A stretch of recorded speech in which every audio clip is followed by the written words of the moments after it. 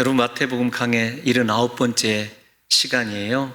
오늘 본문은 마태복음의 커다란 분기점이 되는 본문입니다.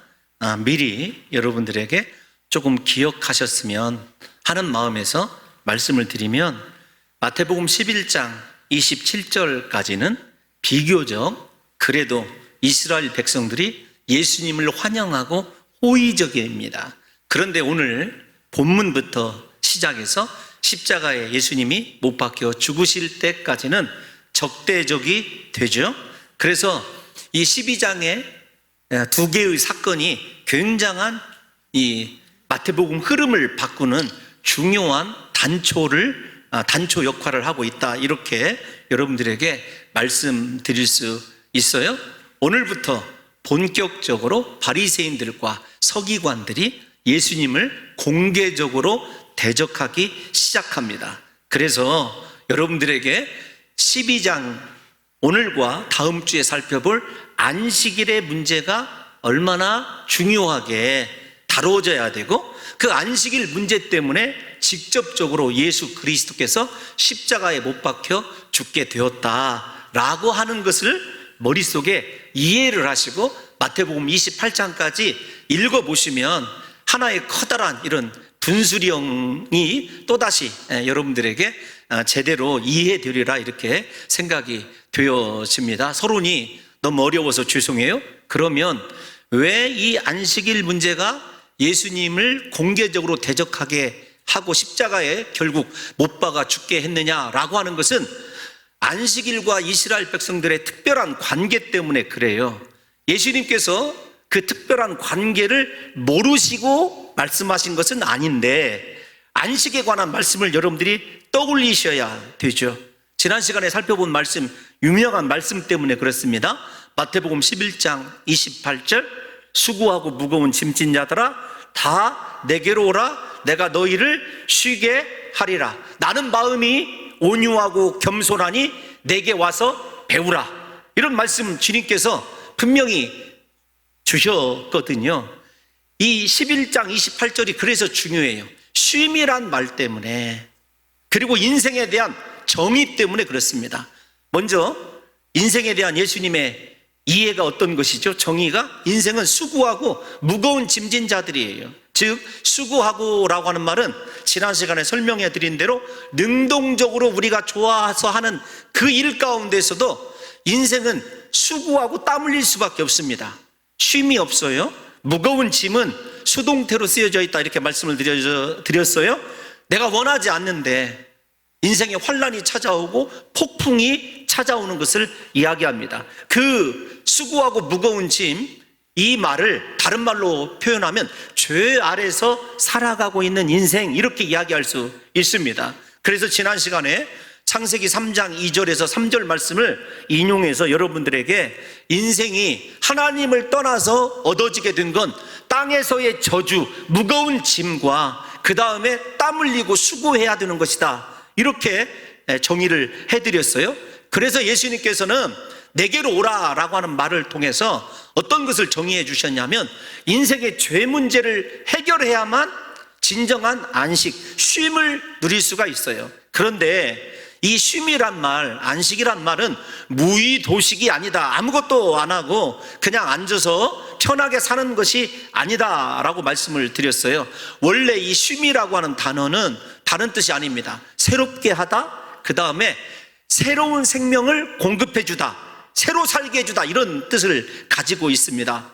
그러니까 죄로 말미암아 죽었던 우리가 예수님께 나아가서 그분이 베풀어 주시는 새 생명, 즉 거듭남이 있어야, 죄로부터 해방이 되어야 진정한 쉼과 새롭게 창조되는 인생의 하나님의 은혜를 누릴 수 있다는 거죠. 그래서 이 쉼이, 안식이, 다 내게로 오라, 내가 너희를 쉬게 하리라 라고 하는 이 말이 바리새인들과 서기관들에게는 예수 그리스도가 메시아이시고 죄 문제를 해결할 수 있는 하나님 되심을 직접적으로 선언한 말이기 때문에 그때부터 그들이 예수님에 대하여 공격적이 되는 것입니다. 우리가 2절 말씀 먼저 한번 띄어나 볼까요? 본문 2절을 보면 바리새인들이 보고 이렇게 나와 있어요. 바리새인들이 보고. 이 보다라는 말은 우연히 발견하다 그런 뜻이 아닙니다.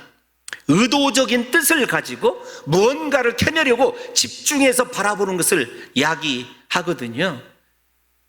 안식일의 문제가 쉼을 베풀겠다고 하시는 예수 그리스도의 가르침이 온 유대인들을 긴장하게 만든 거다. 왜 긴장하게 만든 거냐면, 다시 말씀을 드리지만, 내가 인생의 죄 문제를 해결할 메시아다라고 하는 자기 선언이기도 합니다.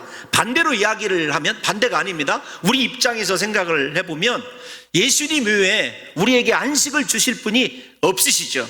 그래서 28절, 29절, 30절을 보게 되면 11장입니다. 나라는 말이 요한복음 못지않게 반복적으로 쓰여져 있다.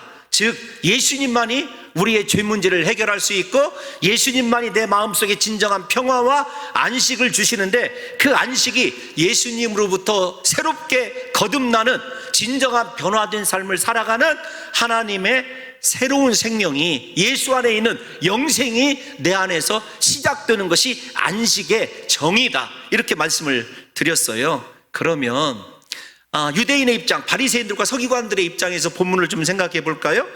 바리새인들과 서기관들이 등장한 때는 우리가 잘 아시다시피 바벨론 포로 이후입니다. 그런데 이 바벨론 포로 이후에 10계명 중에서 이스라엘 백성들이 유독 집중하기 시작한 계명이 있어요. 그것이 바로 4계명, 안식일에 관한 계명입니다. 왜 그러냐면 바벨론 76년에 포로 생활, 즉 국가가 망하고 민족이 단체로 포로로 끌려가고 수치와 치욕을 당하게 된 원인을 그 당시의 선지자들은 무엇이라고 그렇게 규정을 하고 있냐면, 여타의 우상숭배 죄도 있지만 우상숭배도 안식일을 거룩히 지키지 못하였습니다 라고 생각을 하거든요. 즉 안식일을 잘못 지켜서 이스라엘 백성들이 나라가 망했다, 이렇게 생각을 하는 거예요. 여러분, 이 선지자들의 말씀을 우리가 귀담아 들을 필요가 있습니다. 바리새인들의 입장에서가 아니라 선지자의 말은 우리가 귀담아 들을 필요가 있어요. 제가 이제 그것들을 성경적으로 여러분들에게 입증해 드릴 텐데요.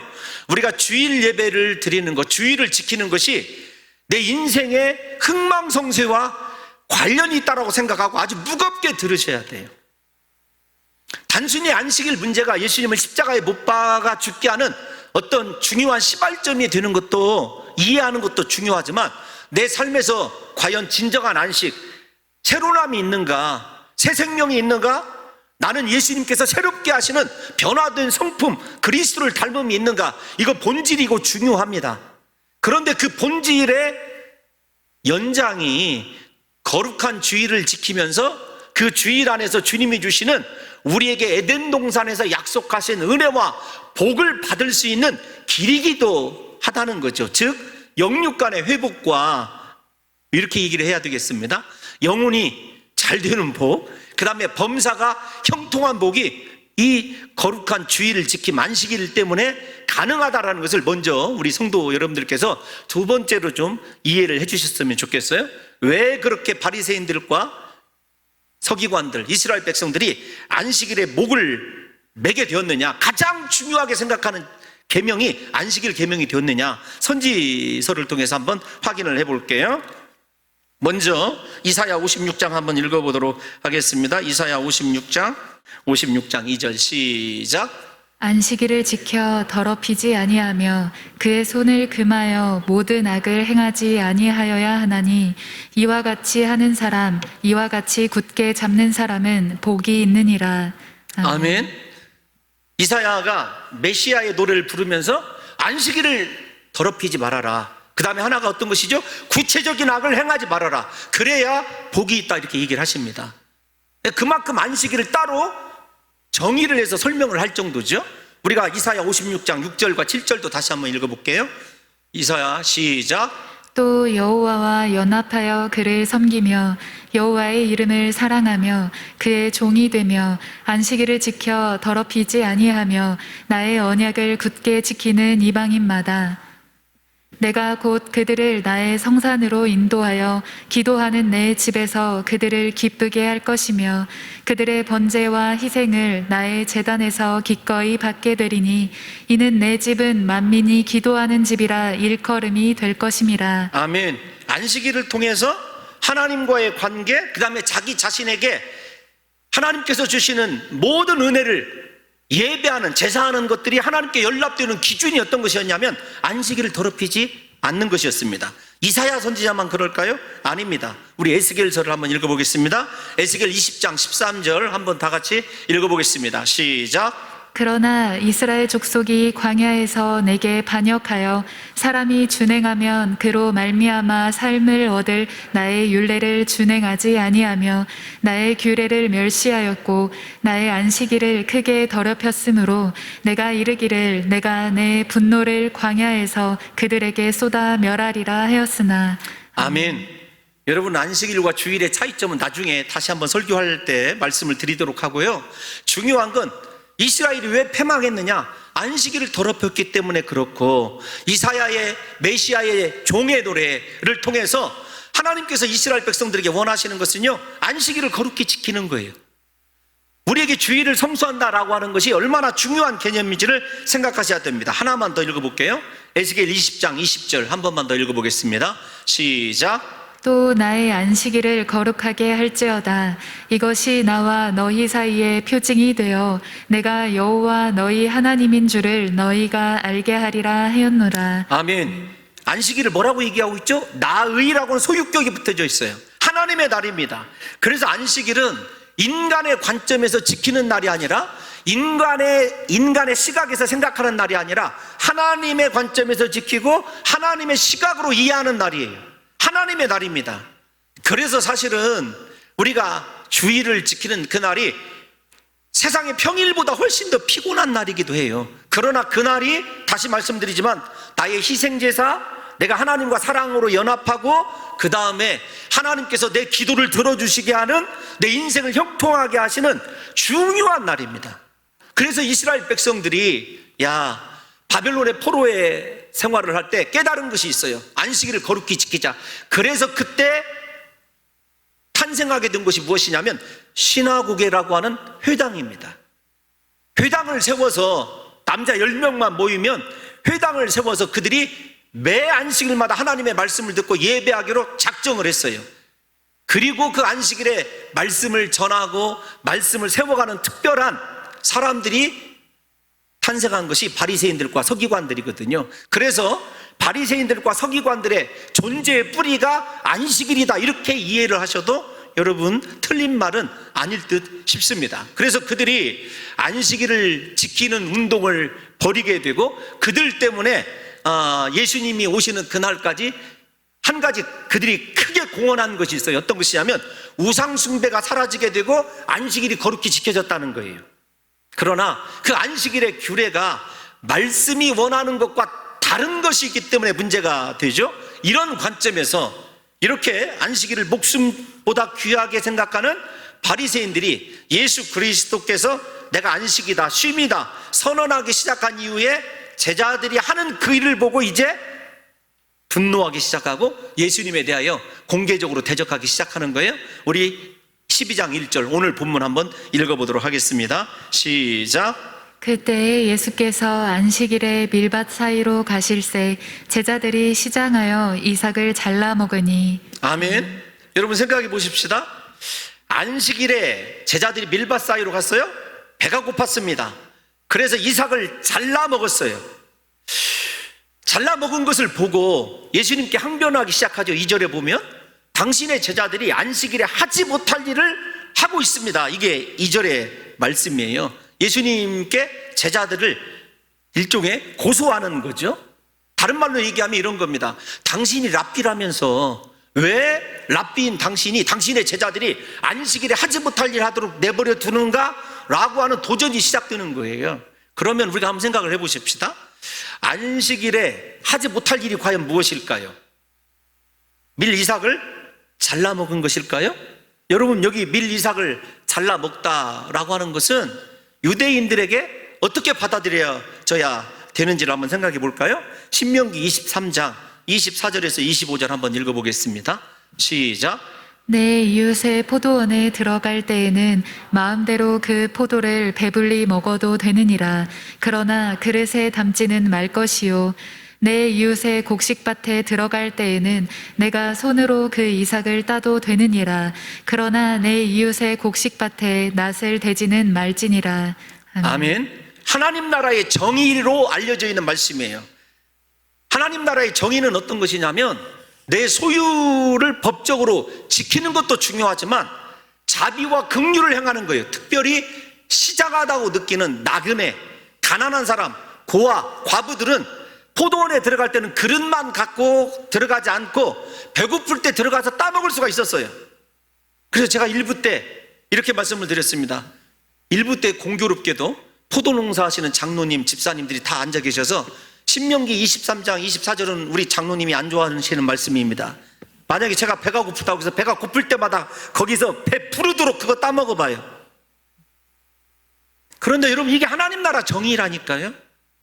우리가 저 두 절만 생각해도 예수를 믿는 크리스찬들의 삶이 소유에 있는가, 다른 생명들을 향하여 긍휼과 자비를 베푸는 데 있어야 되는가라고 하는 것이 극명하게 드러나죠.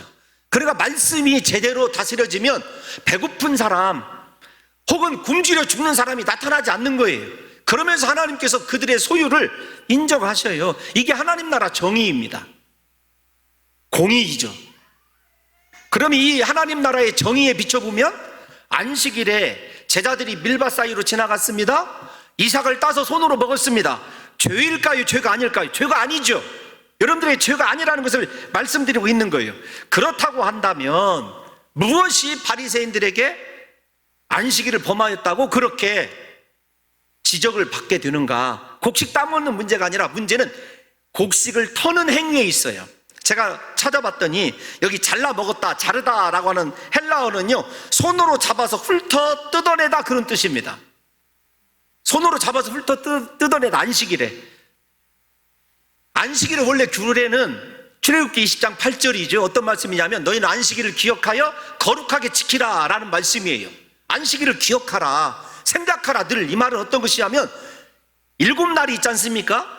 기억하다라는 말은 단순히 생각하라는 말이 아니라 7째 날 중에서 우선순위를 가장 중요하게 되는 날이 바로 이 날이어야 된다, 그 뜻이에요. 그러니까 여러분, 우리가 달력을 보십시오. 그러면 주일부터 시작하잖아요. 썬데이부터. 먼데이부터 시작합니까? 월요일부터? 아니죠. 그래서 삶의 우선순위가 우리에게 어떤 날이 있어야 되냐면 7째 날 중에 내게 그 기억하다라고 하는 말은 안식일에 모든 초점을 맞춰야 돼요. 앞에서 설명드린 대로 그 안식일을 통해서 내가 세상에서 받을 복이 결정되기 때문에 그런 거죠. 일단 조금 다른 데로 나와서 다시 본론으로 돌아가 보면 그렇게 한 절 딱 말씀을 주셨는데 그 안식일을 잘 지켜보자. 이스라엘 백성들 가운데 서기관들과 바리새인들이 무려 39개 조항을 안식일 규례에다 덧붙였어요. 아니, 안식일 말씀에다가 39개 규례를 덧붙였어요. 그 가운데 어떤 것이 있냐면 주일날 일을 해서는 안 되고, 예를 들면 1km 이상 걸어가서는 안 되고, 그 다음에 손이 어깨 위로 올라와서는 안 되고 등등 많은 것들이 있어요. 제가 여러분들에게 한번 말씀드린 적 있지 않습니까? 제 경험을. 이스라엘에 가서 벤 야후다라고는 동네를 돌아다니고 있는데 어떤 유대인이 손으로 이렇게 안 불러요. 고개로 좀 끄떡거려서 와서 도와달라는 것이 어떤 것이냐면 자기 집에 전등 스위치 올려달라는 거였어요. 안식일을 지켜야 되기 때문에. 그것이 나쁘냐 틀리냐, 여러분 뭐 이런 말씀을 드리기 전에 제자들이 이삭을 따서 손으로 그걸 비비는 행위, 이것이 잘못됐다, 안식일 규례에 저촉됐다, 이렇게 얘기를 하는 거죠. 같은 말씀을 병행하고 있는 누가복음 6장 1절에 보면 이렇게 되어 있어요. 제자들이 이삭을 잘라 손으로 비비어 먹었다. 근데 이 말씀이 훨씬 더 실감나요. 왜 그러냐면 여러분들은 다 도시에서 라면 끓여 드시고 어려울 때 그렇게 사셨겠지만 저희 시골에서 학교 왔다 갔다 할 때 그 보리 심을 때 파란색 보리, 그거 이렇게 잠깐 불에다 구워가지고 이렇게 손으로 비벼 먹으면은요, 그보다 맛있는 것이 없었어요. 아니, 다 익은 보리 말고 이렇게 여물어 갈 때. 저는 그런 사람이었어요. 그런 세대 사람이었어요.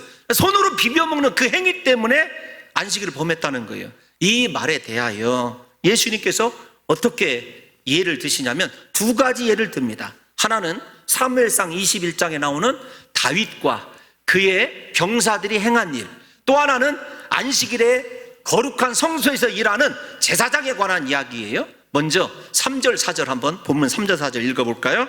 3절 4절 시작. 예수께서 이르시되 다윗이 자기와 그 함께한 자들이 시장할 때에 한 일을 읽지 못하였느냐. 그가 하나님의 전에 들어가서 제사장 외에는 자기나 그 함께한 자들이 먹어서는 안 되는 진설병을 먹지 아니하였느냐. 아멘. 예수님의 답변이에요.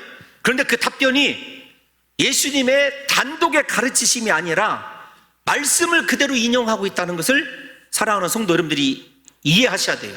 그러니까 바리새인들과 서기관들은 하나님의 말씀을 제대로 이해하지 못하다는 것이에요. 해석상 어떤 불능 상태에 빠졌다 이렇게 이야기해도 과언이 아닌데, 중요한 것은 우리가 그 내용을 한번 살펴보자는 거죠.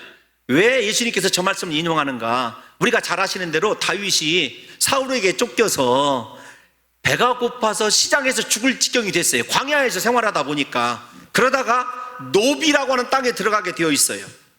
그 높당에 성소를 지키고 있는 아히멜렉이라고 하는 제사장이 있었습니다. 그 제사장에게 들어가서 안식일에 하나님의 거룩한 상에 올려드리는 거룩한 떡을 나에게 좀 달라, 이렇게 얘기를 합니다. 내가 배고프다. 근데 아히멜렉이 딱 한 가지만 물어봐요. 너와 너를 따르는 소년들이 사무엘상 21장을 보면 여인을 가까이 하지만 아니하였으면 내가 그 떡을 주겠노라. 우리가 사흘길을 행하였는데 여인을 가까이 한 적이 없다. 그러냐? 그러면 떡을 주겠노라. 먹게 합니다. 그러면 여러분 여기서부터 문제가 출발해야 돼요.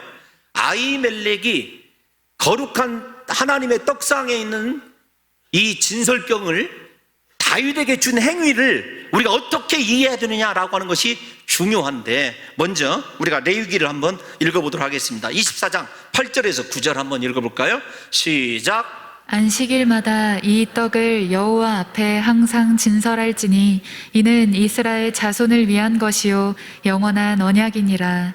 이 떡은 아론과 그의 자손에게 돌리고 그들은 그것을 거룩한 곳에서 먹을지니 이는 여호와의 화제 중 그에게 돌리는 것으로서 지극히 거룩함이니라. 이는 영원한 규례니라. 아멘. 그 떡을 먹을 수 있는 사람은 아론의 자손이에요. 즉 제사장들만 먹을 수 있어요.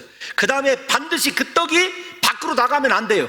우리가 읽은 본문에서도 예수님께서 다윗이 성소 안에서 먹은 것으로 되어 있어요. 그런데 그의 나머지 따르는 사람들은 어디에 있었겠느냐라고 하는 두 가지 것이 걸려요. 근데 중요한 건 다윗은 유다 자손입니다. 아론의 후손이 아니에요. 제사장이 아님에도 불구하고 아히멜렉이 떡을 줬어요. 거룩한 떡. 그 떡이 몇 덩이죠? 새벽에 여러분들에게 레위기를 강의할 때 말씀을 드렸는데 이스라엘의 12지파를 상징하는 떡이 12덩어리예요. 그러니까 이만한 주먹밥이 아닙니다. 이거 좀 손을 잘해야겠네. 여러분 주먹밥 정도가 아니고 이스라엘 12지파를 상징하는 거예요. 그런데 아히멜렉이 그 떡을 기꺼이 내어줘요. 중요한 여러분들에게 한번 질문을 던지겠습니다.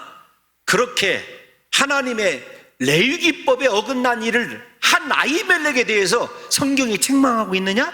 혹은 아히멜렉이 그것 때문에 죽었느냐? 그 거룩한 떡을 먹은 다윗과 다윗의 식솔들이 죽었느냐? 그렇지 않아요. 여기서부터 출발을 해야 돼요. 먼저 아히멜렉은 이 거룩한 떡이 무엇을 상징하는지를 알았고 다윗이 달라고 하는 것이 물론 배고픔을 해결할 수 있는 떡이에요. 그런데 잘 보세요. 거룩한 날 안식일이 등장하죠. 레위기 28장 우리가 읽었던 23장 8절 9절을 생각해 보자고요. 그 다음에 거룩한 성소가 등장하고 거룩한 떡이 등장을 합니다. 우리가 잘 아시다시피 진설병 떡은 생명의 떡이신 이스라엘을 구원하실 예수 그리스도를 상징하는 거예요. 거룩한 성소 누구를 상징하죠? 이 성전을 헐라 내가 사흘 만에 일으키리라. 성전된 이는 성전된 자기 육체를 가리킵니다. 예수 그리스도를 상징하는 거예요. 안식일 앞에서 설명을 해드렸습니다. 예수 그리스도를 통한 속죄를 통해서 새롭게 되는 예수님의 성품을 우리 가운데 완전히 담는 날이에요. 그러니까 안식일도 거룩한 성소도 거룩한 땅도 죄송합니다 떡도 다 누구를 상징하는 거예요? 예수 그리스도를 상징하는 거예요. 그러니까 여러분, 다윗과 아히멜렉의 대화 가운데서 드러나는 것은 떡이고 성소이지만 그들 속에 의미적으로 담겨져 있는 것은 예수 그리스도라는 것을 우리가 알게 돼요. 그래서 예수님께서 마지막 8절에서 인자는 안식일의 주인이시다라고 단호하게 외치신 이유도 거기에 있거든요. 그러면 예수 그리스도께서 이 땅에 오셔서 생명의 떡으로 하신 일이 무엇이죠? 우리를 사랑하셔서 긍휼히 여기셔서 십자가에 못 박혀 죽으신 것 아니겠습니까? 이걸 일단 정의를 하시고 다시 아히멜렉으로 돌아가 보면, 아히멜렉은 이 떡이 무엇을 상징하는 것인지 알았어요. 율법이 무엇을 상징하는 것인지 알았어요. 율법의 본질적인 의미는 어떤 것이냐면 형식, 제사에 있었던 것이 아니라 생명을 살리는 거예요. 다른 사람에 대해서 자비를 베푸는 것입니다. 긍휼을 베푸는 거죠. 헤세드, 인애를 베푸는 거죠. 아히멜렉과 다윗은 그 사실을 이해했어요. 그 사실을 정확히 율법을 통해서 보여주고자 하셨던 하나님께서 아히멜렉과 다윗을 벌하실 이유가 없는 거죠.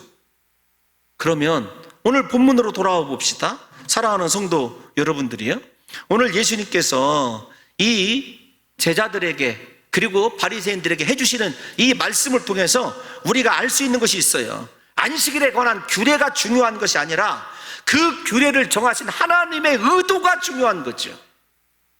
안식일에 사람을 규제하고 안식일에 육체를 뭐라고 할까요? 경건하게 다스리고 이런 것도 중요하지만 본질은 생명을 살게 하고 다른 사람에게 내가 받았던 그리스도 예수의 인애, 나를 긍휼히 여기심, 나를 사랑하신 그 사랑을 실천하는 날이 안식일인 거예요.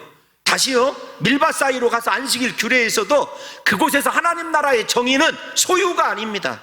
인애를 베풀고 다른 사람을 배려하고 사랑하는 거죠. 그런데 오늘 바리새인들에게는 그 규례가 중요할 뿐이지 그 규례가 원래 가지고 있었던 의미, 사랑을 실천하고 다른 생명들을 향하여 정죄와 비판이 아니라 긍휼히 여기고 불쌍히 여기고 오히려 우리를 아프게 하고 힘들게 하는 그 사람을 위하여 예수님처럼 용서하고 사랑하는 삶이 안식일의 본질이 된 거죠. 사랑하는 성도 여러분들이요, 하나님은 안식일을 통하여 생명을 구원하기 위하여 자비와 인애를 베푸시는 것을 훨씬 더 귀하게 여기시는 것입니다. 그 의미와 본질을 깨닫는다고 한다면 사랑하는 성도 여러분들과 제가 이 땅에서 중요한 것이 무엇일까요? 예배의 형식일까요? 예, 예배의 형식도 중요합니다. 각 교회마다 특색이 있을 수 있죠. 그런데 중요한 건 예배의 주인이신 예수 그리스도가 내 안에 계심으로 말미암아 내 안에 그분으로 인한 쉼이 있고 넉넉함이 있어서 내가 그분의 사랑으로 다른 사람을 사랑하고 그들을 위하여 내게 있는 물질을 깨트리고 내 소유를 희생할 수 있느냐는 거죠. 이게 안식일의 기본 정신입니다. 힘들죠? 사랑하는 성도 여러분, 안식일의 정신은 사람에게 필요한 것을 채워주는 자비와 인내의 경험이에요. 오늘만큼은 내가 다른 사람을 용서하기도 하고 사랑하기도 하고 정말로 고통스러워하고 외로워하고 고독에 사로잡혀 있는 사람에게 따뜻한 그리스도의 사랑을 증거하는 날이 바로 오늘이에요.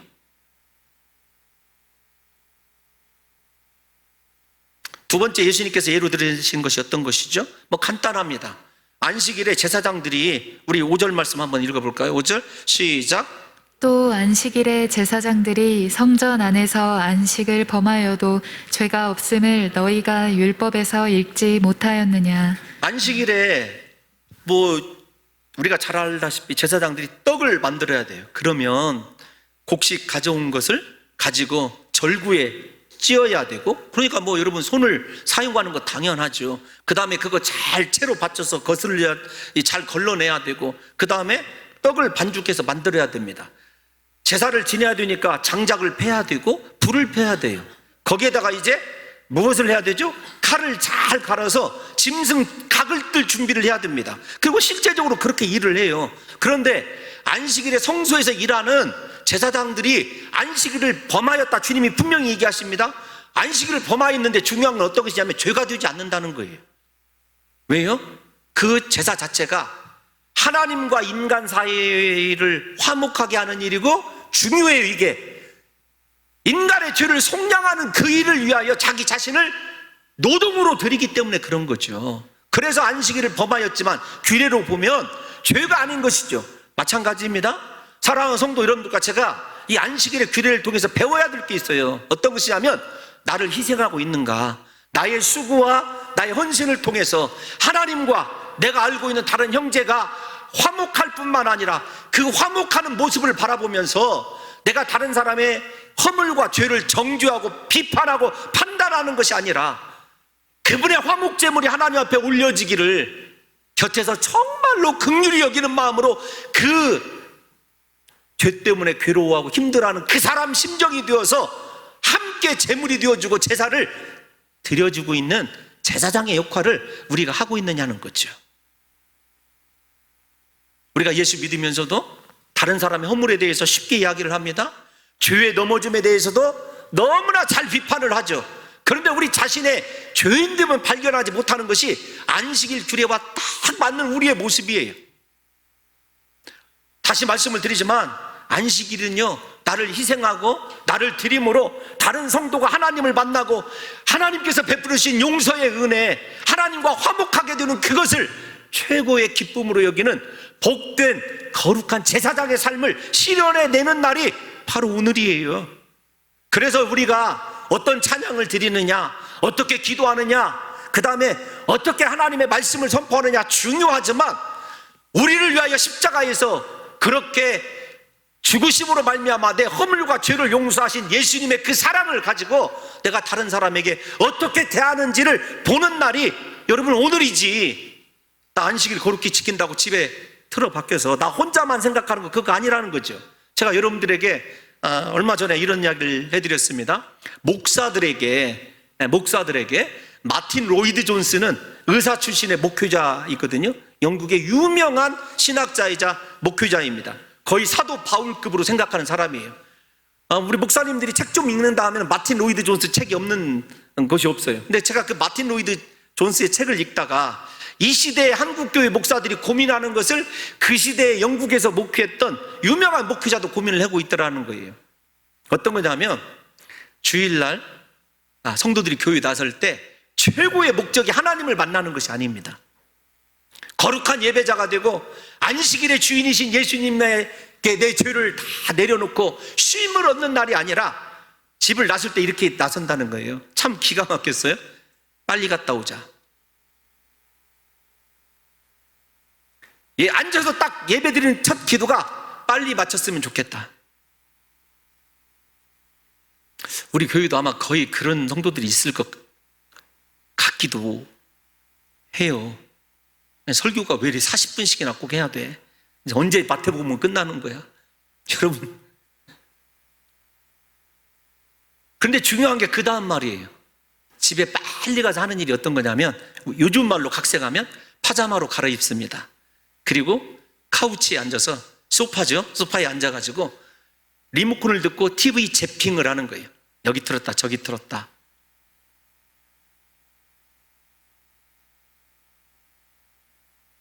혼자 그것까지도 그래 하나님이 주시는 쉬는 날이니까 그것까지도 인정을 합시다. 그런데 본질적인 의미, 사랑의 실천, 하나님과 다른 사람들과의 중보자 되는 삶은 어디에 있느냐고요. 주일날 상처 안 받고 돌아가면 다행이죠. 다른 사람 말하고 비판하고 왜 저 집사 저렇게 옷을 입고 나와서부터 시작해서 여러분들이 가지고 있는 기준과 잣대에 어긋나면은 사정없이 속으로 정죄하고 비판하고 돌아가는 날이 오늘 아닙니까? 바리새인들과 무엇이 우리가 다르냐고요. 사랑하는 성도 여러분, 다시 좀 정리를 해보면 안식일은 그러면 출애굽기 때 주님께서 주신 율법, 계명에 존재하고 있었을까요? 그 이전보다 훨씬 존재하고 있었을까요? 예, 당연히 그 이전보다 훨씬 존재하고 있었죠. 창세기 1장이니까. 창조의 끝이, 창조의 완성이 안식 아닙니까? 그래서 창조와 안식은 언제나 동질의 개념이에요. 천지를 창조하신 하나님께서 안식함으로 온 창조하신 천지 세계를 받드시고 잘 운영되신 것처럼 하신 것 되게 하신 것처럼 우리도 안식일을 통하여 내 안에 설계되어 있는 하나님의 비밀한 창조의 역사가 제대로 작동되도록 하나님의 새로운 창조에 동참하는 날이 바로 오늘이에요. 그러니까 안식일에 하지 말라라는 규례를 통해서 진정한 자유를 잃어버린 그런 인생이 아니라 예수 안에서 마음껏 자유를 누리고 예수님 안에서 죄사함 받음으로 얻어지는 인생의 행복과 기쁨과 감사를 통해서 다른 사람을 용서하고 사랑하고 다른 사람을 살게 하기 위하여 인애와 자비와 긍휼을 베푸는 그것이 안식일의 기본 정신이라는 것을 예수님께서 두 가지 사건을 통해서 보여주는 것이죠. 여러분 6절에서 보면 예수님이 이렇게 친히 말씀하시지 않습니까? 앞에서 한 말과 약간 중복이 됩니다.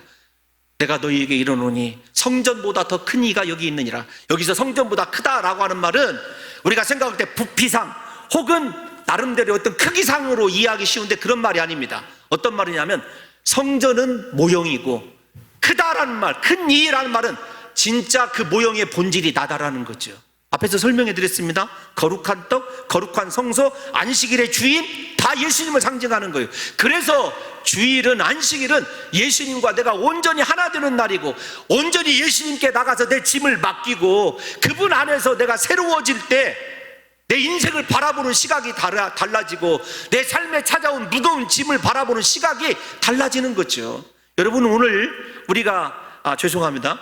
큐티책 우리 이번 8월 달에 보면 제가 2년 전부터 이제 우리 그 제자 훈련하면 읽으려고 하는 팀 켈러 목사의 책들이 소개가 되어 있는데 팀 켈러 목사가 폭풍 속에서 찾아온 주님을 만난 그 좀 각색을 해드리면 요나 이야기예요.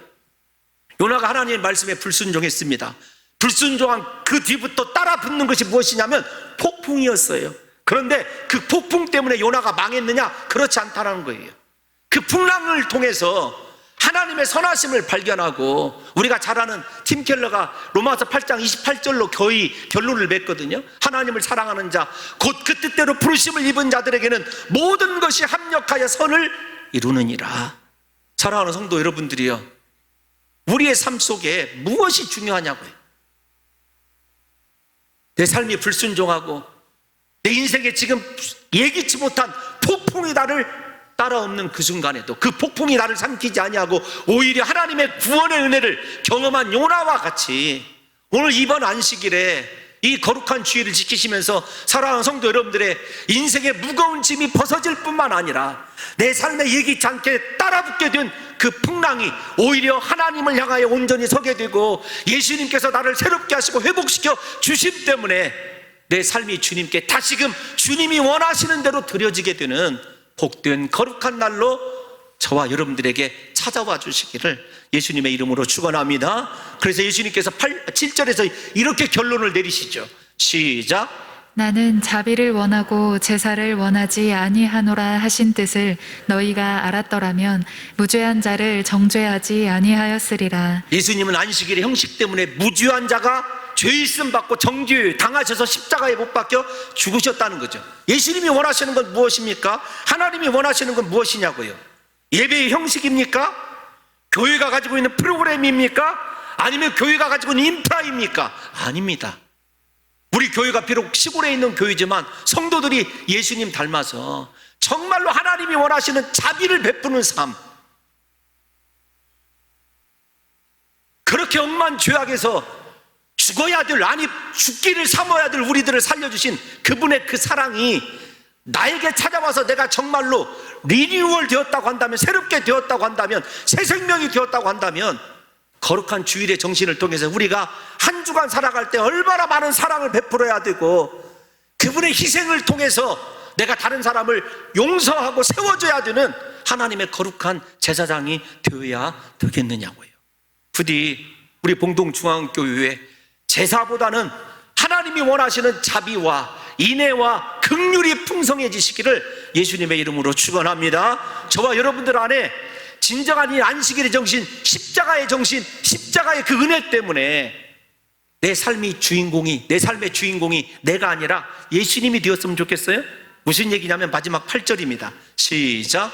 인자는 안식일의 주인공이니라 하시니라. 아멘. 예수님 없는 안식일, 예수님 없는 찬양, 예수님 없는 기도, 예수님 없는 예배가 무슨 상관이냐고요. 안식일의 주인공, 주인이신 예수 그리스도, 그 말은 무슨 말입니까? 예수님이 주인이라고 한다면 우리는 그분의 종 아니에요. 그분이 원하시는 자비와 긍휼을 나타내는 삶을 살아야 되는 것 아니겠습니까? 왜 예수님이 안식일의 주인이 되셨죠? 진정한 안식에 하나님과의 화해, 쉼을 위하여 십자가에 죽기까지 순종했기 때문에 그런 것 아닙니까? 그분의 삶을 닮아야 되는 그분의 종이라고 한다면 여러분들과 저의 삶이 오늘 이 시간 이 거룩한 주일을 통해서 어느 방향으로 달려가야 되는지, 내 삶에서 무엇이 부족한지를 깨닫게 되시고, 부디 안식일이 나만의 육신의 안일함을 구하는 날이 아니라 힘들고 너무나도 고통스럽고 번거로워도 영혼을 살리고 다른 사람을 위하여 기꺼이 나를 희생하면서 그 사람에게, 필요한 사람에게 사랑을 베풀고 주의 자비와 긍휼을 베풀 수 있는 진정한 안식일의 주인이신 예수 그리스도의 종된 제자된 삶을 살아내시는 귀한 성도들이 되시기를 예수님의 이름으로 축원합니다.